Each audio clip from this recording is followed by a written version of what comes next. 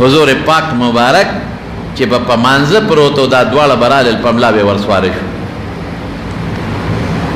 رسول الله مبارک به هغه پورې د سجدې نه سر نو چتو چې دا به کوشوي نو پرې د ماشومان دي چې دا خوږ نشي دا خپه نشي داسې بچي او یو ځل په منبر باندې حضور پاک مبارک داسې تقریر کوي او دا دواړه ماشومان رامنډې وای حضرت حسن او حضرت حسین او تیندکونه خوري یقینو که رسول الله مبارک ټینګ نشو ورکوشو تقریر بند کا خطبه بند کړ ورکوس شو یوې مروچات کا غیږ کې بلم یوې پدا یو رون کې خو او بلې پدا بل رون باندې کې خو او مسکې شو سوي وی الله رښتیا وی چې انما اموالکم واولادکم فتنه استاسو مال او استاسو بچی دا غټه ازمایش دی ګوره دا دواړه مې ولیدل چې تیندکونه خوړل نو ټینګ نشم ارسه مې بند کړل او چت مې کړل او په دا خو یې کېنول او بیا رسول الله مبارک سو فرمایل الله اکبر پیغمبر علیہ السلام بیا دغه وخت کې دعا کړې ده یا الله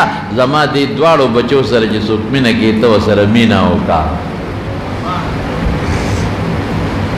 خدای زما دې دواړو بچو سره چې څوک مینه کوي مینه وکړه او چې زما دې دواړو بچو سره څوک بغض کوي خدای ته ورسره بغض کا بربادې کا څونه دعا یې ورته کړې رسول الله مبارک حضرت عبداللہ ابن عباس فرمائی یو ځل رسول الله مبارک حضرت حسین په وګه حضرت حسن په وګه کړو حسین یو صحابي وی یا غلام اے لکا نعم المرکب ورکبتا وی پڑیر بہترین سورلے دا پاسا سورے سورلی دے سوک دا رسول اللہ مبارک پا کم سورلے باندستا سورے شاہ سوار پا 50 سورے پا کم سورلے پا رسول اللہ مبارک مسکیشو وی نعم الراکب ہوا وی مرکب چی سورلی دا ہم دیر مزیدار دا خو شاہ سوار ہم دیر مزیدار دے سمر مینا او حضرت حذیفہ ابن الیمان رضی اللہ عنہ فرمائی وی ما خام منذ کا رسول اللہ مبارک ندا مانزن پس دیر اگدوگ دا نفلون اقلل تیار شوا کورتا روان شو زور پسی روانو کہ روان شو چاہ سر خبر کولے دیکھے ما تشاتاو قتل سو کہ میں حذیفہ اللہ رسولہ تا خو چاہ سر خبر کولے تا ووری دی ما خووری دی ما سوک کو نلی دل ویدا جبریل علیہ السلام را غلیو اگر سر میں خبر کولے او ما تے سووی ما تے دا رب سلام رو رسو لنبے ما تے دا خپل رب سلام رو رسو او بیارا توی چی خوشحال شا زیر قبول کا اللہ فرمائی چی فاطمہ تو سیدت نساء الجنہ فاطمہ با دا جنت دا خضو سردار ای او الحسن والحسین سیدہ شباب اہل الجنہ او حسن و حسین با دا جنت دا زوانان و سرداران بای جنت کے خباز علماء الادام ہوئی وی جنت کے خوار انسان زوان دیل تا بڑا نہیں تا دا طولو سرداران شو او بعض وینا دنیا کے چکم کسان پا زوانے کے مڑوی نو دا اغی خلق و سرداران بی حضرت حسن و حضرت حسین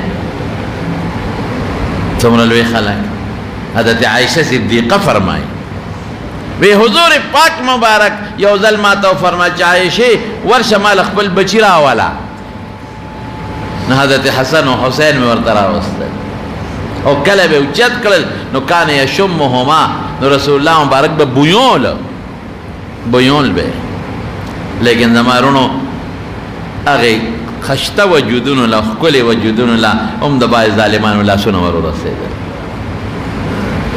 عبیداللہ ابن زیاد تے پکاسا کے سارے خواہ دے دی پکاسا کے او اغا سر یو چوکا دا پوزا ورطا دا سیوئی ذکر خلق وی حضرت حسین دیر خکلے دی خشتہ دی پوزے والا دا وی دا سا حسن دی دا سی تنزے کاؤ حضرت انس وی میں چید لرے کا دا چوکا دا خدای ظالمان لرے کا تجی کمی شنڈی وحی پا دا چوکا زما دے قسم دا اللہ پا ذاتی ما دا شنڈی لی دلی چی رسول اللہ مبارک کل کری دی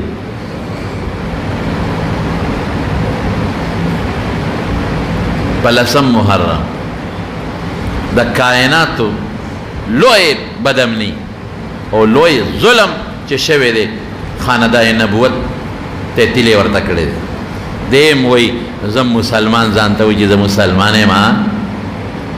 ته مسلمان یې، ته به د قیامت پر د رسول الله مبارک سره سترګې څنګه لګې؟ ته ځان ته څنګه مسلمان وې؟ ستا دغه ماشومانو بچو له د نبوت زنانو له د حیا او د پردې لاس څنګه ورته؟ د هغې د قتل و قتال اړه څنګه کې؟ هغه سزا عبیدالله ابن زیاد له خدای ورکړه، مشکات کې راځي.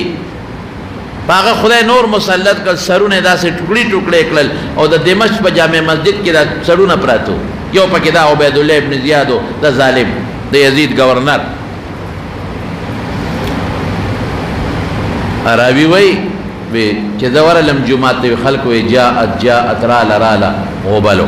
مې چې دا څه یادوي چې څه رالل؟ وایي چې ورغلم نو یو مار و مار حیه ورته وي په عربۍ کې، او دا راله د عبیدالله ابن زیاد په دې سپېمو کې ورننوته او غیبه به شوه، او بیا به راووته لا بړه. وی بیا به راله په دې سرونو کې به دا مار ګرځېده، او بیا به د دې عبیدالله ابن زیاد په دې سپېمو کې وردننه شو، غیبه به شوه. خلکو به چغې کړه جاءت، دا دې راله راله راله. وی ما یو ځل نه څو ځله ولیدله چې دا ماره به راتله او د دې سپېمو کې به ننوتېدله، واپس به ترې وته.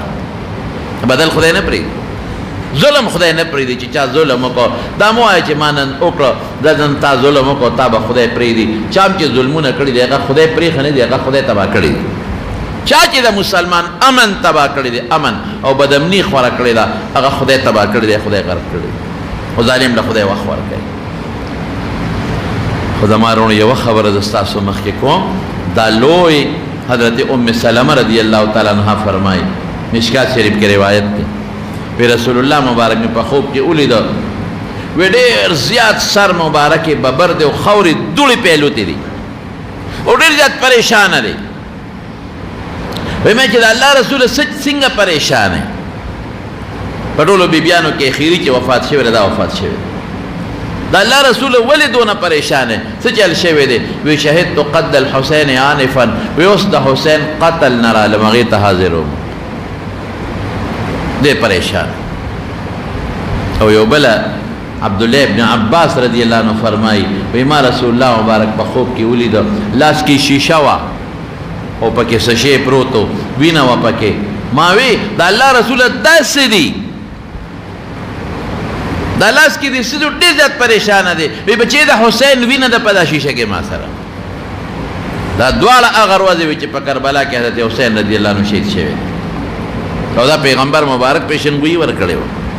احادیثو صحیحو کې ثابته ده چې رسول الله مبارک دا پیشنګویي ورکړې وي، داسې به کېږي. جړلې یو مقام کې وي داسې به زما بعضې خلک وي زما دا بچې به وجلې، ظلم به کوي. 10 تاریخ باندې په کربلا کې دا ظلم شوی، د کائناتو لوی ظلم، د حضرت عثمان رضی الله عنه شهادت. یوازې دا نه، حضرت عثمان هم شهید شوی دی، حضرت عمر هم شهید شوی دی، هغه سره هم ظلم شوی دی، حضرت حسن هم شهید شوی دی، هغه سره هم ظلم شوی دی، حضرت علی په کوفه کې شهید شوی دی، هغه سره هم ظلم شوی دی. دا ټول د یهودیانو سازش و. د هغې کوشش ده چې د مسلمانانو دا غونډ او د اجتماعیت او د طاقت ختم شي او دا ټوکړې ټوکړې شي. بعضې خلک ډېر وسته سپېره وایي، دا ګورې غلطه خبره ده. د جمعې په ورځ چې څوک شهید شي هغه سړی بختور وي که جمعه سپېره وي؟ سړی بختور. عرفې په ورځ چې څوک شهید شو، چا په چا ظلم وکړه، نو ته به څه وایې چې دا ورځ سپېره وه، او که به چې دا سړی بختور و، سړی بختور. نو د عاشورې په ورځ چې دوی شهیدان شو، نو دا ورځ بختوره وه، او دوی هم بختور وو چې شهادت وله خدای پاک په یو عظیم الشان ورځ باندې ورکړ. په دې ورځ 10 پیغمبرانو ته خدای پاک خوشحالي ورکړي، او دا ورځ به رسول الله مبارک روژه نیوله. د رمضان روژه چې نه وې فرض، بیا به یې دا روژه نیوله. او چې بیا کله مدینې منورې ته رسول الله مبارک هجرت وکړ، نو په مدینه منوره کې بیا یهودیانو به دا ورځ روژه نیوله. نو هغې نه تپوس وکړه تاسو دا روژه ولې نیسئ؟ وی دا موسی علیه السلام په دې ورځ روژه نیولې ده. وی الله پاک په دې ورځ موسی علیه السلام د فرعون نه او د هغه د ملګرو نه بچ کړ، او د هغه دشمن د موسی علیه السلام په مخ کې بحر قلزم کې غرق کړ. نو موږ د هغې د شکرې د وجې دا روژې نیسو. رسول الله مبارک وی وفرمایل نحن احق بموسی منکم، زمونږ خو زیات حق دی چې د موسی علیه السلام تابعداري وکړو.